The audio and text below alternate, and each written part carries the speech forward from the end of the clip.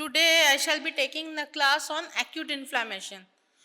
So this is a very important chapter and I am expecting a long question from this. And you have to read this chapter thoroughly. It will come as a long question, it can come as a short question, and obviously it will be asked in your viva also. And slides like acute appendicitis etc. will be given in your spotters also. So read this chapter very carefully and thoroughly. So what is acute inflammation? So if you define acute inflammation, it is the rapid short-lived response of vascularized tissue to injury, infection or harmful stimuli. So you have to remember the term vascularized tissue, because if the tissue is not vascularized, there will be no response. You have to, this rapid short-lived response of vascularized tissue, you have to mention these words in the definition. This is very important, vascularized tissue to injury, infection or harmful stimuli. It is characterized by vascular changes, recruitment of leukocytes, mainly neutrophils, and release of chemical mediators. Vascular changes, and these are all cellular changes. And the duration is maybe a minutes to a few days. And after a few days, you all know that the chronic inflammatory cells comes and this changes to chronic inflammation or it gets resolved. So this is the definition. Definition, you have to write each and every word of this rapid short-lived response of vascularized tissue. You have to write each and every word of this. Next, what are the cardinal signs? You all know these things. Rubor, Calor, Tumor, Dolor, Functio Laesa. Rubor means redness. These are the cardinal signs. These cardinal signs are often asked in the viva, and if you have to write for acute inflammation as a long question, you have to mention these cardinal signs. This rubor or redness, this occurs due to vasodilation and increased vascular flow. So this is the normal limb, and this is the redness, this one. This is rubor. This is redness, rubor. Then is Calor. Calor means heat. When it is acute inflammation sets in, there is heat or hyperemia or warmth from the increased blood flow. So there is warmth from the increased blood flow. So this is heat, this one. There is increased heat production. There is increased blood flow due to vasodilation. There is increased blood flow, that is redness. There is redness due to increased blood flow, as well as there is increased production of heat due to this increased blood flow. This is called calor. Tumor or swelling. Why swelling occurs? Swelling occurs due to exudation of fluid and plasma proteins. There is vasodilation, and along with vasodilation there is increased vascular permeability, and due to this increased vascular permeability, the plasma protein comes out from the vascular space to the extravascular space. So due to exudation of this fluid and plasma proteins, there is a swelling. This is swelling. This is tumor. What is that? This is the swelling of acute inflammation. Then dolor. Dolor means there are release of some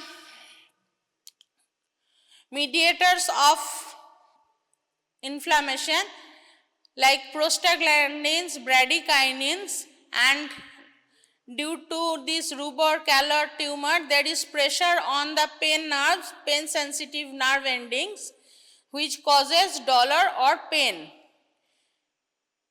Okay, there is pain, and pain is due to these neurotransmitters and these chemicals which are released during the process of acute inflammation and due to pressure on the nerve endings. And Functio Laesa, that is loss of function. When there is acute inflammation, there is temporary impairment of the tissue activity due to all of this. This is called Functio Laesa. Okay, so these 5 cardinal signs of inflammation, this is very important. You have to remember all the 5 cardinal signs, and this is very often asked, and when someone cannot say this in the viva, then he straight away say, go and don't come this time, come next time. So remember these things, learn these things and try to understand what is the logic behind this thing. So, pathogenesis of acute inflammation. Why does acute inflammation occur? So, there are 2 phases, the vascular phase and the cellular phase. In the vascular phase, there is an immediate vasoconstriction for a minute amount for some milliseconds or like that, followed by vasodilatation. This vasodilatation is the main thing in the vascular phase, and this is mediated by histamine, nitric oxide. All these I shall come to later. These are all mediators of inflammation. I shall come to these mediators later. Along with vasodilatation, there is increased vascular permeability and there is stasis. Stasis means there is slowing of blood flow and leukocyte migration. This is the vascular phase of acute inflammation. Then comes the cellular phase. Cellular phase means the cells of inflammation comes in. Cellular recruitment. Cellular recruitment occurs in these phases.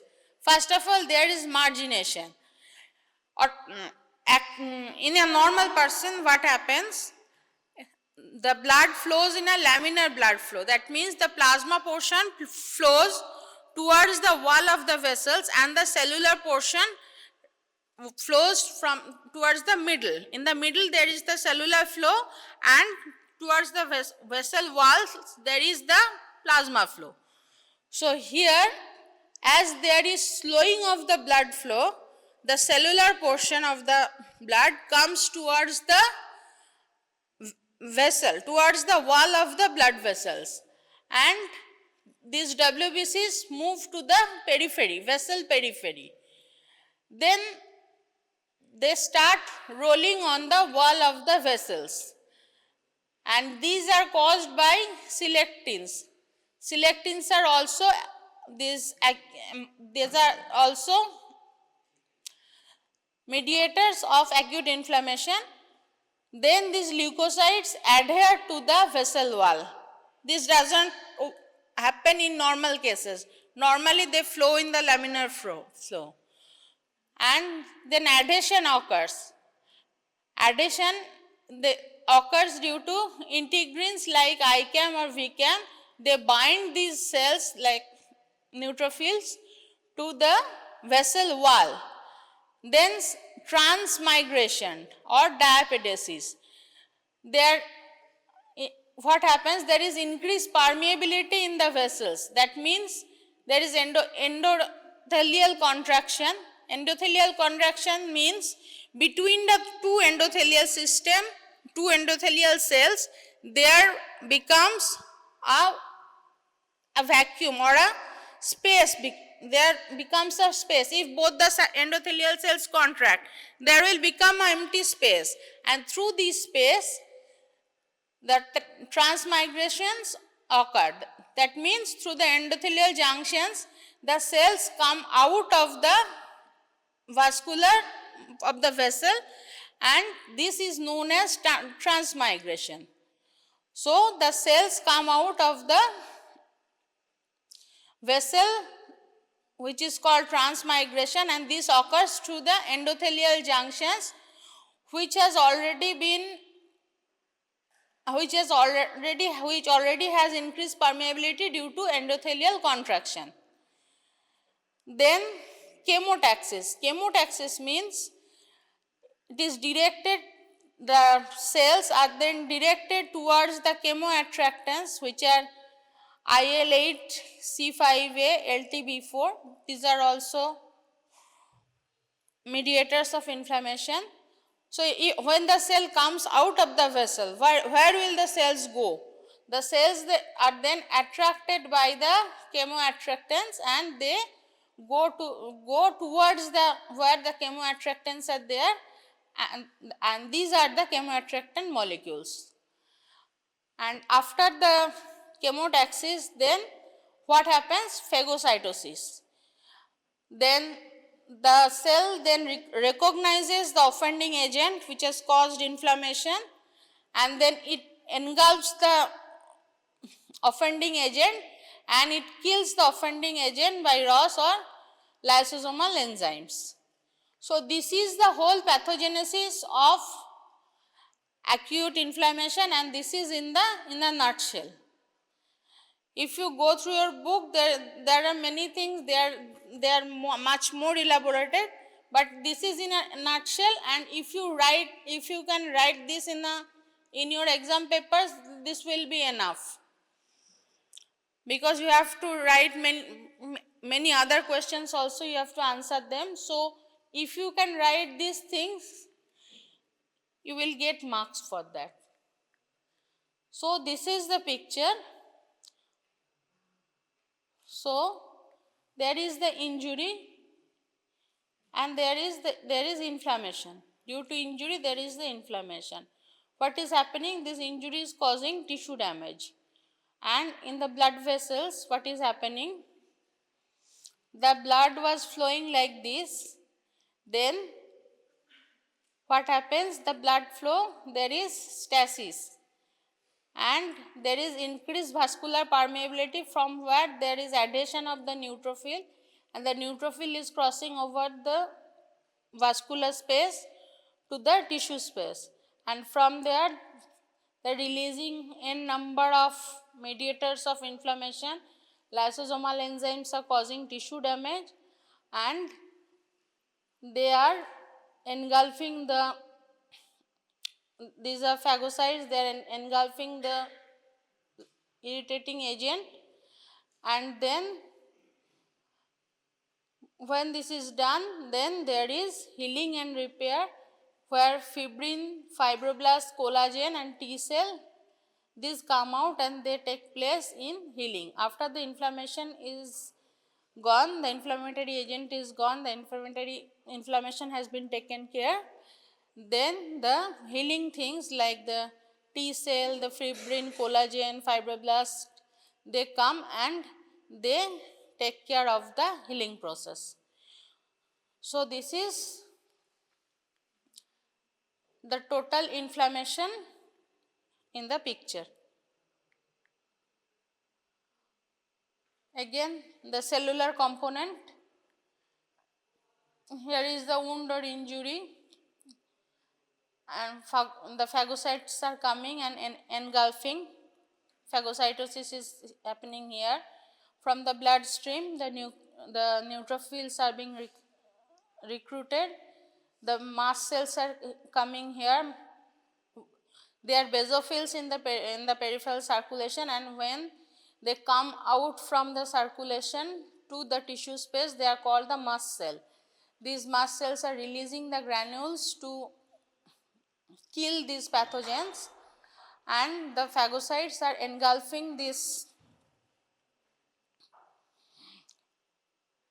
agents, and they are taking care of the entire thing. And then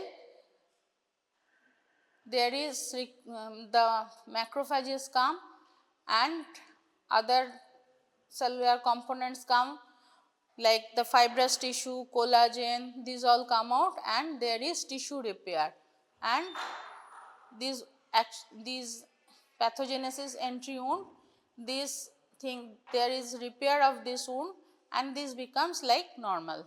So, chemical mediators. So, how many chemical mediators are there?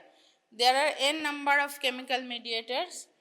So, they can be grouped according to their chemical properties. So, the first thing is vasoactive amines.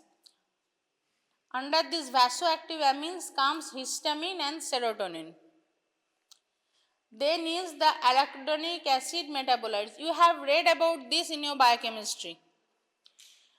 Arachidonic acid metabolites are prostaglandins which causes pain and fever, and leukotrienes which causes chemotaxis. Cytokines TNF alpha, IL-1 causes fever, leukocytosis. Complement system C3A, C5A, this causes chemotactics and mast cell activation. Kinins, mainly bradykinin which cause pain and vascular permeability. Nitric oxide, it causes vasodilation and also takes part in microbial killing. So, vasoactive amines, histamine. The source of histamine is mast cells, basophils and platelets. Histamine is secreted from mast cells, basophils and platelets, and its function is vasodilation and increased vascular permeability. This is histamine. Next is serotonin. Serotonin, the source of serotonin is platelets and its function is vasoconstriction or vasodilation depending on the context. Mostly serotonin causes vasodilation in case of acute inflammation. So, the vasoactive amines are serotonin and histamine.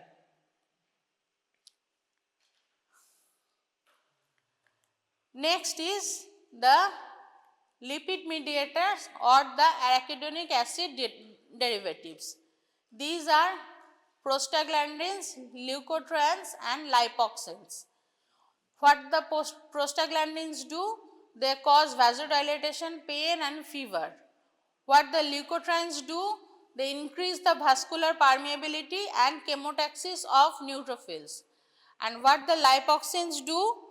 They play an anti-inflammatory role and limits the leukocyte recruitment.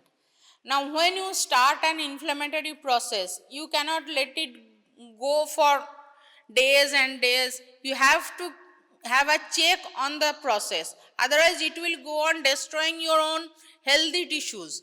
So, there should be a checkpoint where the inflammation should be stopped. So, lipoxins take that part.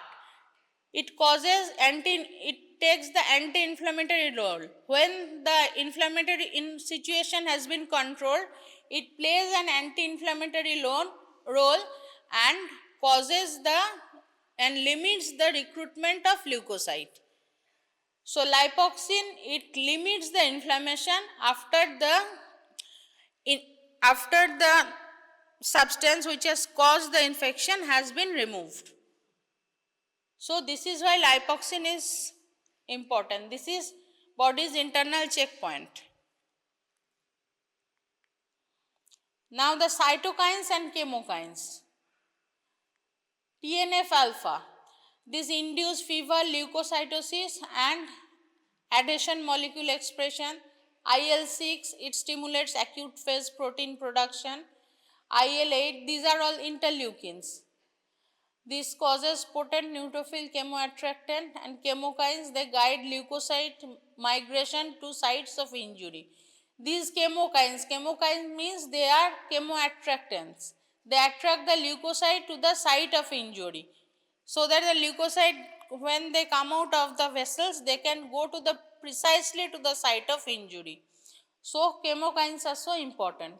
Now, the members of the complement system. C3A, C5A, anaphylatoxins. All these cause mast cell activation and chemotaxis. and C3b cause opsonization. And the kinins, on the only the bradykinin, this bradykinin is responsible for causing pain. Bradykinin is responsible for causing pain. Increased permeability is okay, many other factors also increase permeability, but specifically pain is caused by bradykinin. And clotting factors are there also, like fibrin. It causes limit of the spread of infection. You have to limit the infection at one place. You can't let the infection spread to whole of your body. You can't do that. So there should be some mechanism which will limit the infection at one place. And this clotting products of the clotting system, like fibrin, it causes limit of the spread of infection. NO is another potent vasodilator, and it also takes part in microbial killing. Reactive oxygen species. These are deadly things. They kill pathogens, but along with killing pathogens, they can also damage host. Oxygen species. You all heard about antioxidants, oxidants.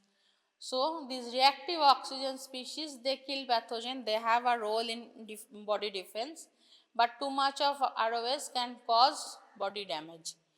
That's why antioxidants are there in our body to limit these reactive oxygen species. And neuropeptide, substance P. This is also responsible for pain and vascular permeability. So there are two factors which cause pain, bradykinin and neuropeptide or substance P. These two things cause pain and none other factor cause pain. So this is the summary. If you can't remember all those things, just try to remember the summary. This is the mediator type. These are the examples and the main effects. Vasoactive amines, lipid mediators, cytokines and chemokines, plasma proteins and other materials, other mediators. So vasoactive amines like histamine, serotonin, it is a revision. So have you heard it properly? So what does histamine and serotonin do? Vasodilatation and increased permeability. Lipid mediators, prostaglandin, leukotrienes and lipoxins. What do they do? Lipoxins cause resolution of the inflammation. Then cytokines and chemokines, what are they? TNF is tumor necrosis factor. The full word is tumor necrosis factor. IL-1, IL-6, IL-8, these are interleukins. IL means interleukins. Interleukin 1, 6 and 8. There are various interleukins. Interleukin 1, 6 and 8 are the most important. What do they do?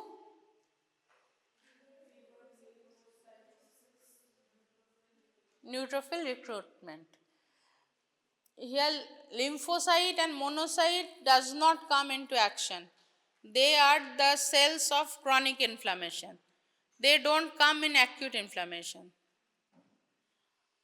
Plasma proteins. These are complement system and kinin system. They cause opsonization, chemotaxis and pain. Bradykinin. Okay, they cause pain. What are the other mediators?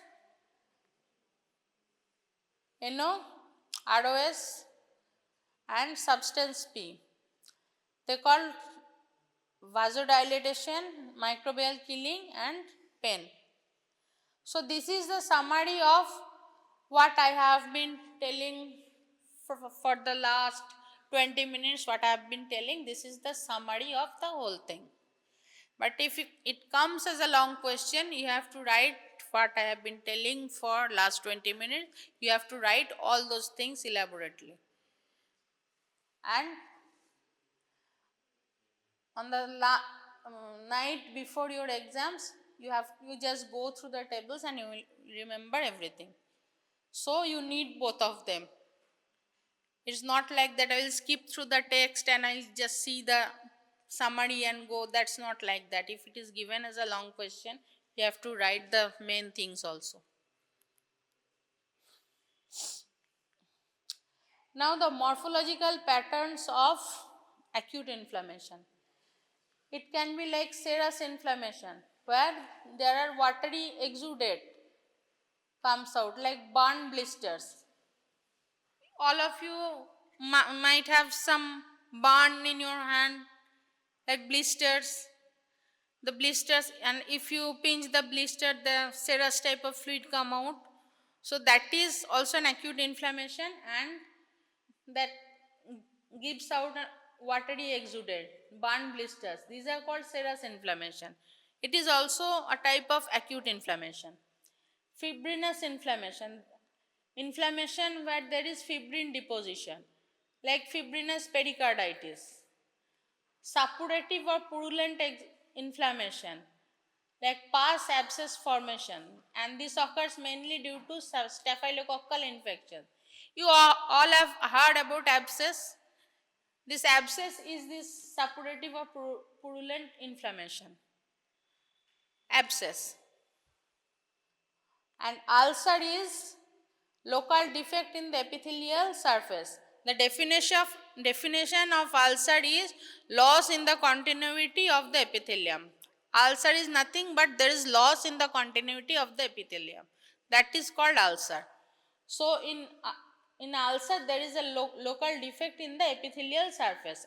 Along with inflammation, there is loss in the continuity of the epithelial surface. This is ulcer. What are the systemic effects of inflammation? Someone is having inflammation somewhere. So how do you detect? How do a clinician detect that the person is having some inflammation? The first thing is fever.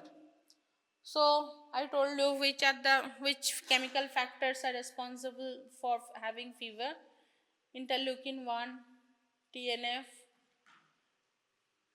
leukocytosis. There will be increased neutrophil count in the body due to bacterial, occurs in bacterial infections, and in viral infections there will be lymphocytosis. Acute phase proteins. Acute phase proteins means CRP, fibrinogen, serum amyloid A, and sepsis. Overwhelming systemic infection is called sepsis, where the inflammation is overwhelming, and there the patient may go to shock and disseminated intravascular coagulation. You know dengue shock syndrome and all those. These are overwhelming sepsis, and the patient then goes to shock, DIC, and then multiple organ failure. Okay, so these may be the systemic effects. And what are the outcome of a localized acute inflammation? The best thing that can happen is resolution and complete restoration of the tissue. The best thing that can happen. Other things that can happen is organization and fibrosis or scar formation. There will be a scar formation at the site. Then abscess formation. There may be abscess formation which later may need surgical intervention, and there is localized pus pocket. And then when the cells of acute inflammation cannot control the inflammation, then the cells of chronic inflammation will pour in, and the acute inflammation will progress into chronic inflammation. If the stimulus cannot be removed by the cells of acute inflammation, then it will progress to chronic inflammation.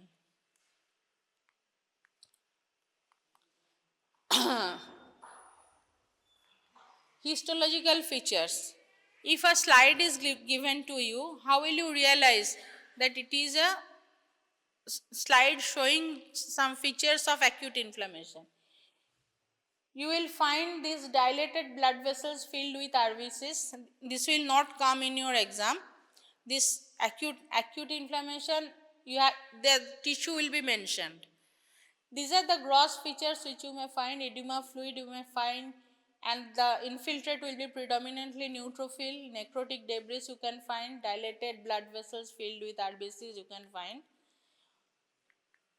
What will come in your practical exam is appendicitis. Acute appendicitis will come when neutrophil infiltration in the appendix wall will be seen. This will come as a spotter in your histopathology exam. And pneumonia, cellulitis, pericarditis, these will not come, but you have to know what you will find. And this is how an acute inflammation looks like. I show the schematic diagram, and this is the real diagram. These are swollen, red. This is how it looks. It in real picture looks like this. And appendicitis you have to read when it will be also told in your class or practical classes also. The slides will be shown, and these are all examples of acute inflammation.